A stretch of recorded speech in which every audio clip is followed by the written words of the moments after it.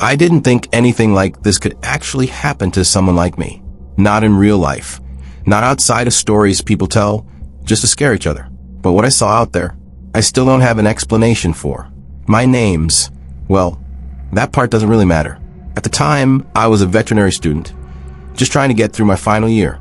Exams, long nights, too much coffee, the usual. I had just started a field internship, the kind where they send you out to quiet places to get real experience.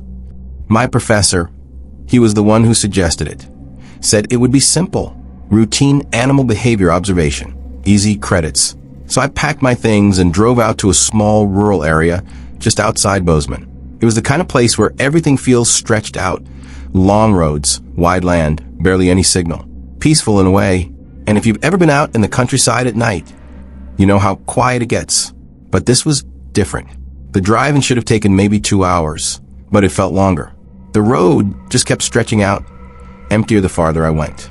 Fewer houses, fewer cars, until eventually it was just me, the sound of my engine and miles of open land that didn't seem to end. When I finally reached the village, it barely looked like a place people lived. A few scattered houses, worn down fences, and long dirt paths cutting through dry fields. No kids outside, no voices, just stillness. I remember stepping out of my car and noticing it right away. How quiet everything was.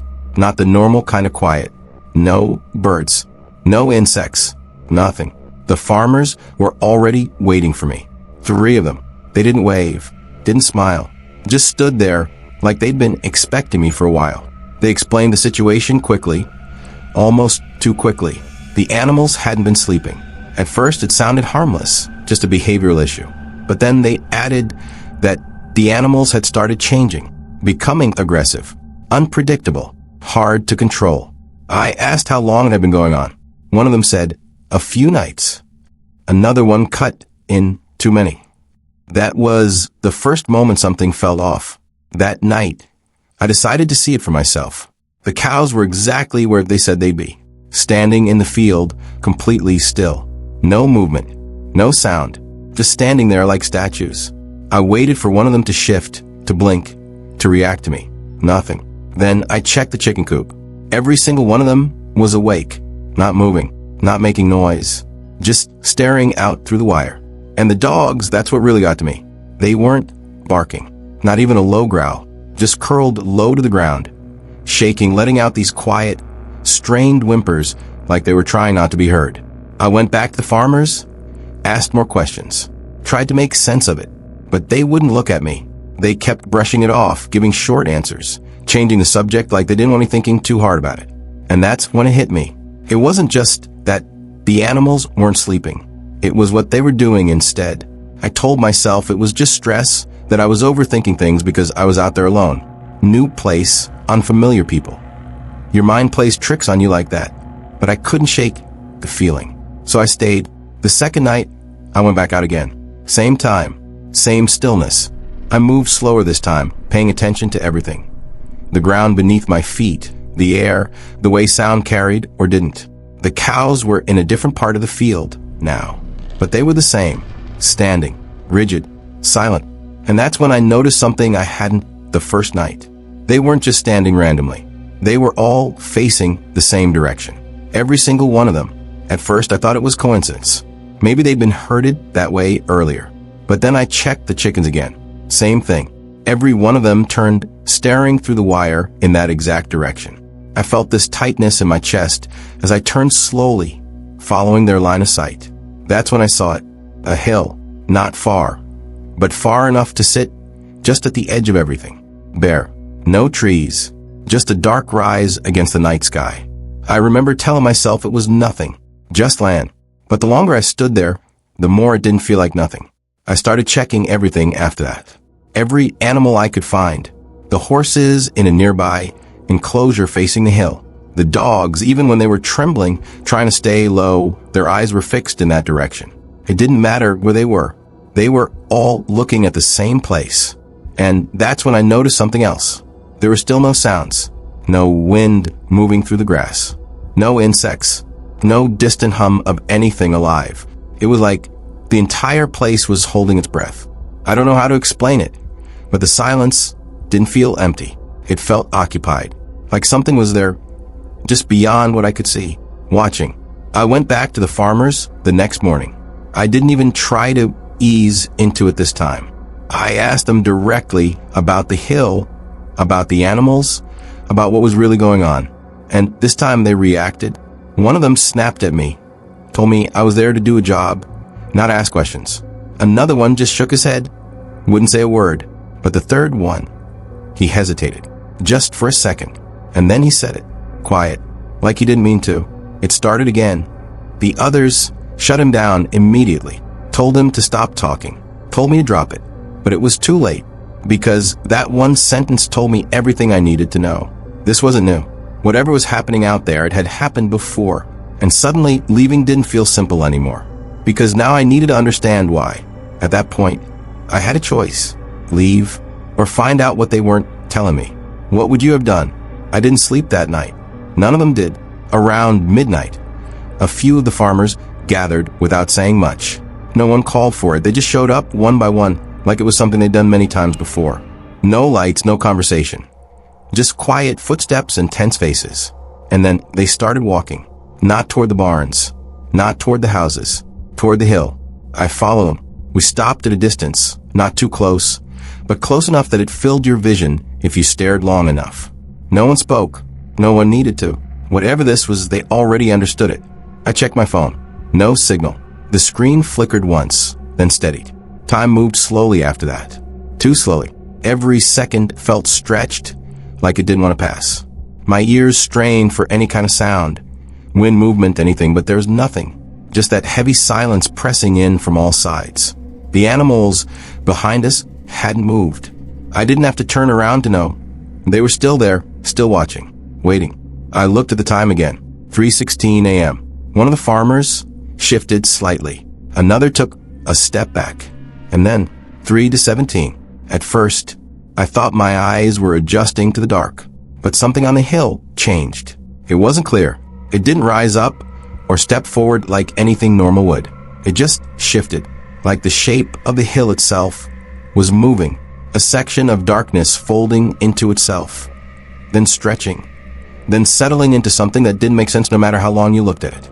Too smooth in some places, too uneven in others. Not human, not animal. I couldn't even tell where it began or ended. And then everything happened at once. Behind us, the animals, every single one of them reacted. Not with movement, but with sound. Low at first, whispers. Dozens of them, maybe more, layered over each other. Like voices trying to speak at the same time, but not forming words. Then came a cry. Sharp, sudden, like someone in pain. But it was coming from everywhere at once. And then laughter. Broken, uneven, not right. I turned, my heart pounding, trying to make sense of it. But the animals hadn't moved. Not one. They were still staring at the hill. Still fixed. Still focused. That's when it hit me. They weren't reacting. They were responding. Like they were answering something. Or repeating it. I felt the air shift slightly.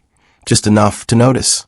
And without thinking, I looked back at the hill. The shape had stopped moving. Completely still now. But somehow, it felt closer. And then, it felt like it noticed us. I don't really remember leaving that night, not clearly. I just remember the farmers suddenly telling me to go. No arguments, no explanations. Just firm voices saying I had to leave. Right now. Like whatever we had seen wasn't meant to be seen for long. I drove out before sunrise. No one followed me. No one waved goodbye. And no one ever answered my calls after that. Back in my normal life, I tried to convince myself it was just exhaustion, stress, lack of sleep, anything that made sense. But I couldn't get rid of a sound. That whispering, that crying, that strange, broken laughter. Even now, I still hear it sometimes when everything is quiet.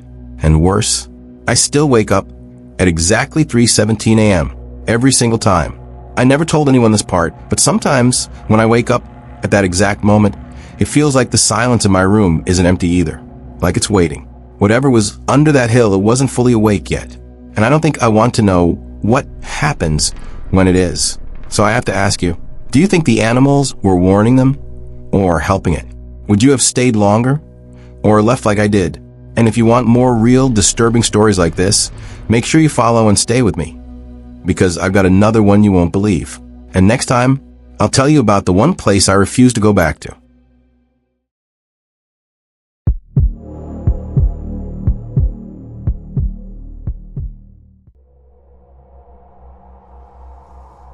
I missed the last bus that night, and I swear I got on something that wasn't supposed to exist. My name's Jake.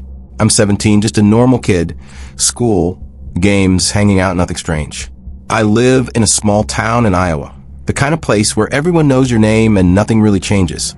That night, I'd gone out to visit my friend Caleb, who lives a few miles out, past the main road where the houses start thinning out and the street lights just stop.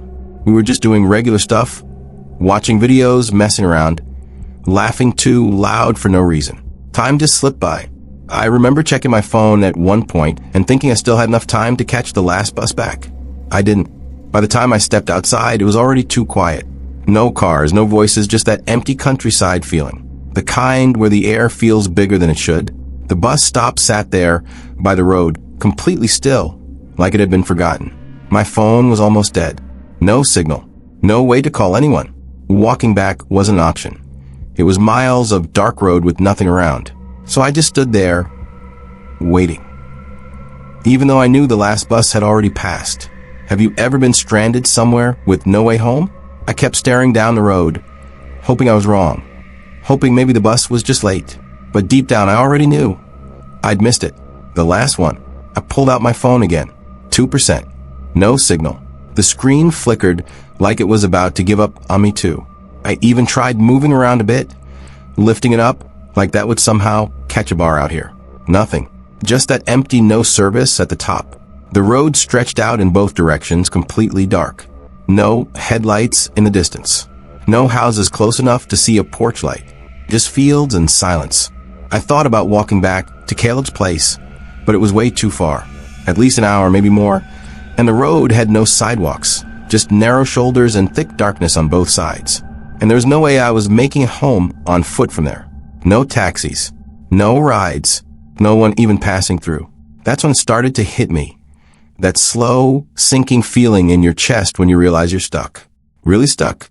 I remember stepping closer to the edge of the road, listening hard, like maybe I'd hear something, anything. And then a bus was just there. No headlights coming down the road. No engine sound approaching. 1 second. The road was empty. And the next, it had pulled up right in front of me like it had always been there. I didn't even see it arrive. It looked old, not just worn out, old in a way that didn't feel right. The metal sides were dull and uneven, like they hadn't been taken care of in years. The windows were dark, with a faint glow from inside, barely enough to see through. And the route sign above the windshield, it kept flickering, like it was trying to show something, but couldn't hold the letters still long enough to read. The door creaked open. And I just stood there for a second, because something about it felt off. But then I looked back at the road behind me. Nothing. No other options. No way out. So I stepped on. I should have questioned it, but would you have? The moment I stepped inside, the door shut behind me with a sharp hiss that echoed louder than it should have. The bus was almost empty. Just a few people scattered across the seats, maybe 5 or 6. But none of them looked up. Not one. No one even acknowledged that I got on. I stood there for a second, waiting for the driver to say something. Anything, like where I was headed, or if I needed a ticket. But he didn't move, didn't turn, didn't even glance in the mirror. He just sat there, hands fixed on the wheel, staring straight ahead like I wasn't even there. So I slowly walked down the aisle and took a seat near the middle. That's when I noticed how wrong it felt. The air inside was heavy, not hot, not cold, just thick, like it was pressing in on me. Every sound I made, even just shifting in my seat, felt too loud. And the silence from everyone else? It wasn't normal silence.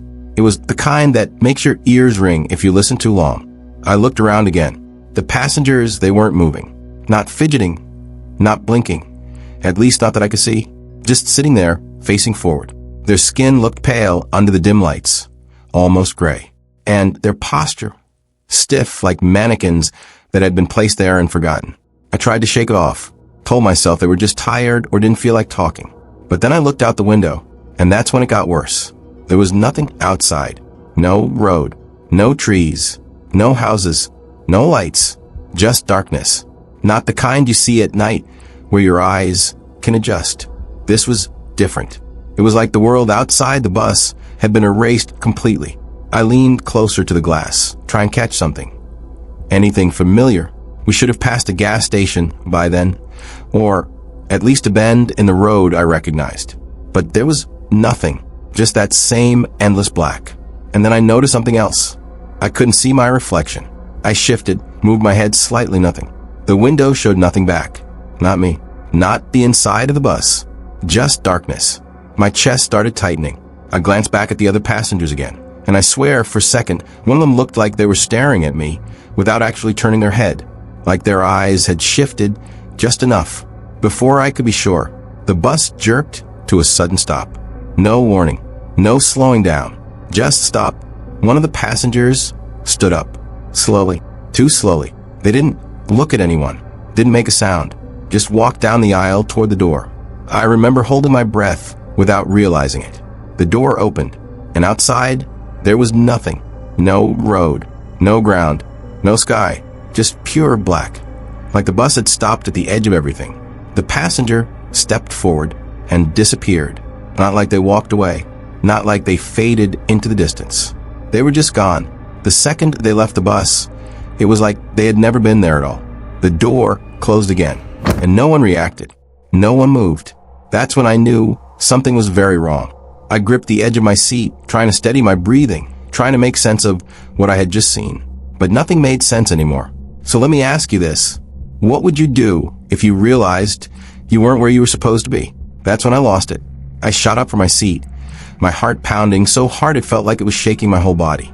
"Hey, this isn't right," I said, my voice coming out louder than I expected. "You missed my stop. You need to let me off." No response. The bus kept moving. I rushed to the pole and slammed my hand against the stop button. Once, twice, over and over. Nothing. No sound. No light. No sign that it even worked. "Stop the bus," I shouted this time, my voice cracking. "I need to get off." Still nothing. The driver didn't move, didn't even flinch. And that silence, it felt heavier now, like it was closing in around me. I turned toward the other passengers, hoping, just hoping, someone would react. That someone would tell me I was overthinking it, that everything was fine. But they were still sitting there, still facing forward, still wrong. My breathing got faster. I could feel it slipping, like I was losing control of the situation completely. So I did the only thing I could think of. I walked up to the front. Each step felt harder than the last, like the air itself was pushing back against me. But I kept going until I was standing right behind the driver, close enough to see the back of his head. The stiff way his hands gripped the wheel. "Please," I said, quieter now. "Just let me off." For a second, nothing happened. And then he spoke, not loud, not fast, just slow and flat, like the words had been sitting there waiting. "You weren't supposed to get on." I froze. Every part of me just stopped. The bus suddenly lurched forward, faster than before, way faster. The engine roared, but it didn't sound right. Too deep, too stretched, like it didn't belong to anything normal. I grabbed onto the nearest rail to keep from falling. Outside, the darkness changed. It wasn't just empty anymore. It felt deeper, like it was moving, swallowing everything around us as we sped through it. And then I felt it. I turned slowly. The passengers were no longer facing forward, not completely, but just enough. Their heads tilted slightly in my direction. Their eyes fixed on me now, still silent, still unmoving, but aware, watching. That's when it hit me. This wasn't a bus. This wasn't a route. And wherever this thing was going, I was never meant to be on it. I don't know how long I've been on this bus. It doesn't stop anymore. It doesn't slow down. It just keeps moving through that same endless darkness. My phone died a long time ago. There's no way to tell time here, but it feels like it hasn't moved at all. Like everything is just stuck. Sometimes I think about the others sitting behind me. I wonder if they were like me once. Just someone trying to get home, someone who made the wrong choice at the wrong time. I don't know where this bus is going, but I know one thing. The last bus doesn't stop twice. And I think I'm not the only one who's seen it. If you've ever experienced something like this, tell me in the comments. And if you want more stories like this, don't forget to follow.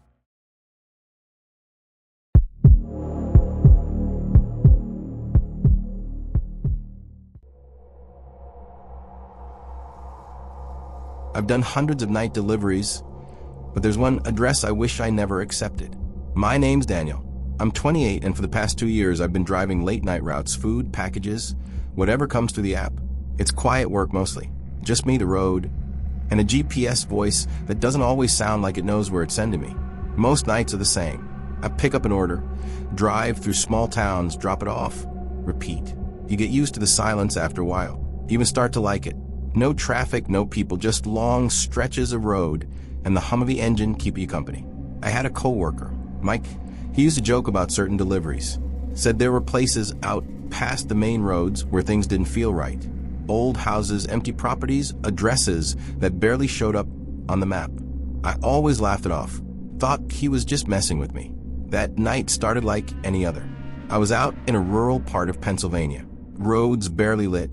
Trees lining both sides like walls. Every now and then you'd pass a house sitting far back from the road. One light on. Maybe a porch creaking the wind. My signal kept dropping in and out, cutting the music, leaving me alone with the sound of tires rolling over asphalt. It didn't feel wrong at first, just too quiet. You ever been somewhere like that? Where everything looks normal, but something about it makes you feel like you shouldn't stay too long. About 20 minutes after that, a new request came through. It stood out immediately. The payout was higher than usual. Way higher than anything I'd seen for that distance. Same kind of order, nothing special. But the address, it was farther out than I'd ever gone before. The map zoomed out just to show it, like it was trying to warn me how far off the road it really was. I remember hesitating for a second, just staring at the screen. Then I accepted it. Money's money, right? The further I drove, the less the road felt like a road. Street lights disappeared completely. The asphalt narrowed, cracked in places, like it hadn't been maintained in years. Trees grew closer on both sides, their branches stretching over like they were closing in. Then my GPS started acting up. The voice cut out mid-direction, came back, then repeated the same turn twice.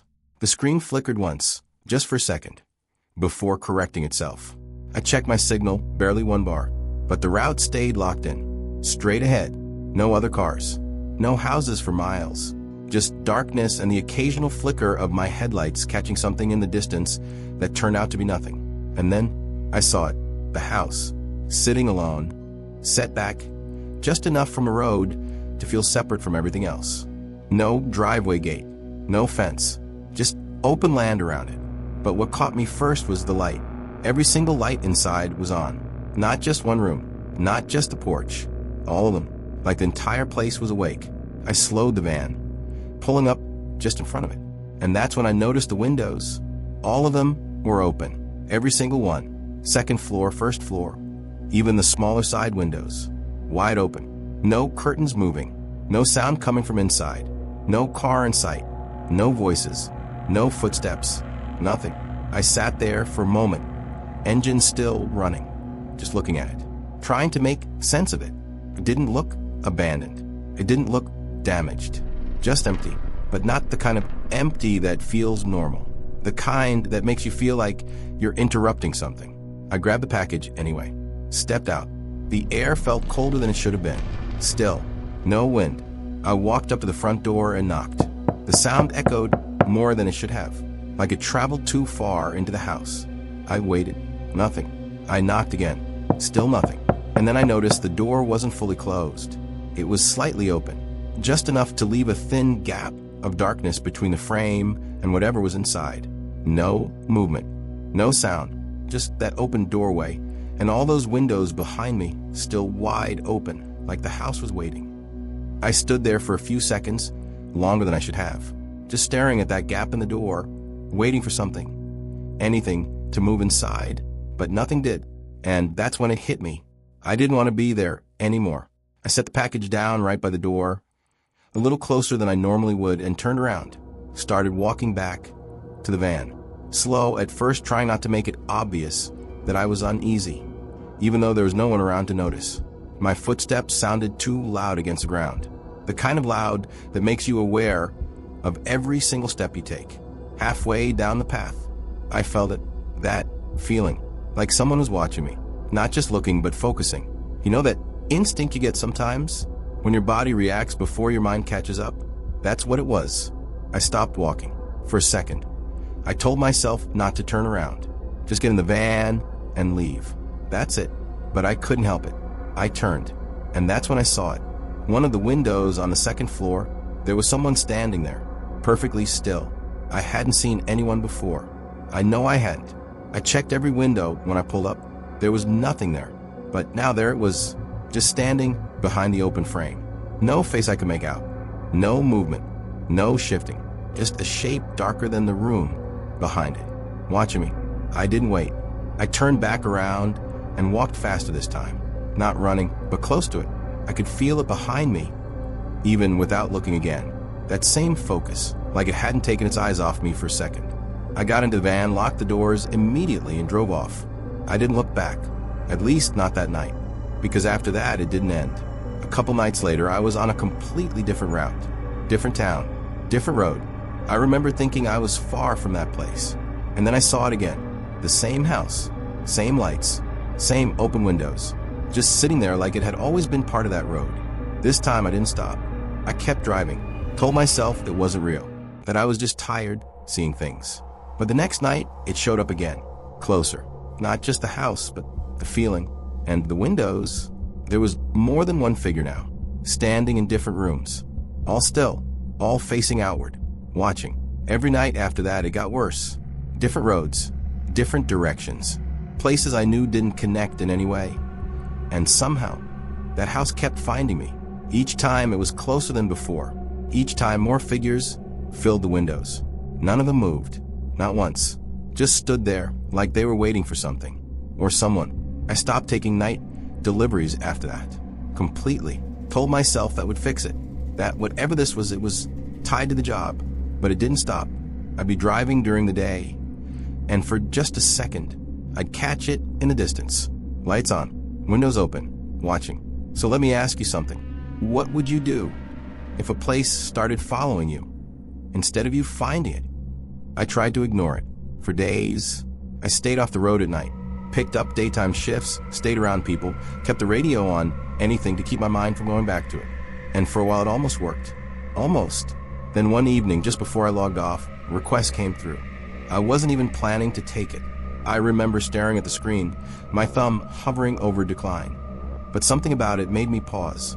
The address looked familiar, not in a clear way, not like I'd been there before, just familiar enough to make me uncomfortable, like seeing a face you almost recognize but can't place. I should have ignored it. I didn't. I accepted. The moment I did, I felt it again. That same quiet pressure in my chest, like something had been waiting for me to say yes. The pickup was normal, nothing strange. The drive started normal too. Street lights, passing cars, familiar roads. But the closer I got to the destination, the quieter everything became.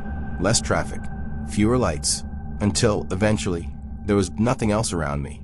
Just my headlights and the road ahead. I didn't even question it anymore. That was the worst part. It felt like I already knew where I was going, before the GPS even told me. Turn by turn, street by street, until I reached the final road. And that's when something felt wrong. Not in a sudden way, in a slow, creeping way, like realizing you've walked into the wrong place, but you don't remember how you got there.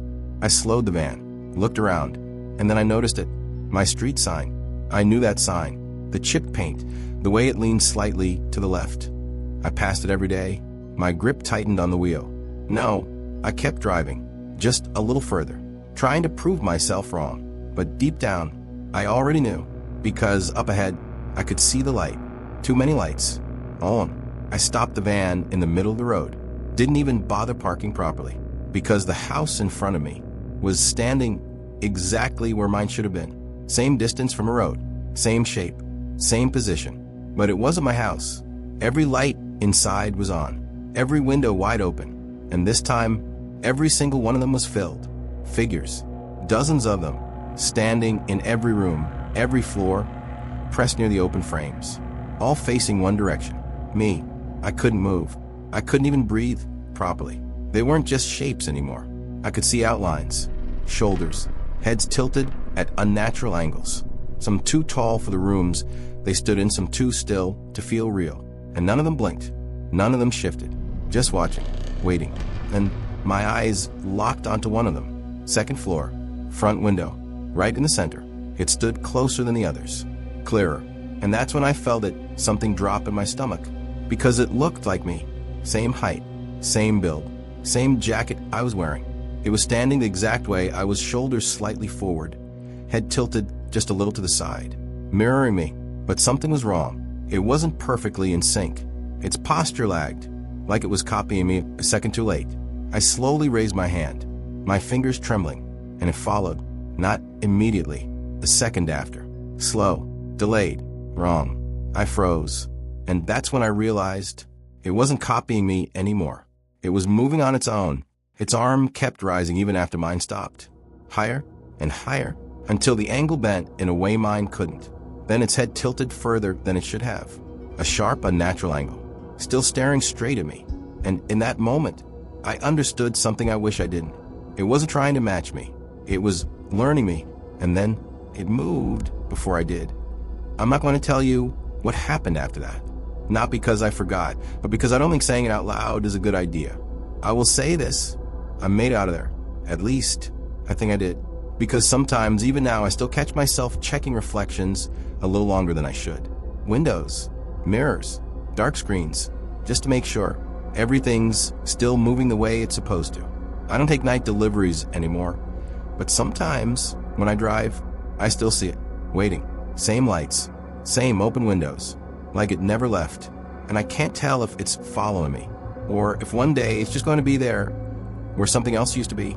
So tell me, do you think that house is real or something worse? What would you have done if you were standing where I was? And if you want to hear what I think is actually inside that house, follow for the next story. Because one thing I found out after all this, I'm not the only one who's delivered to that address.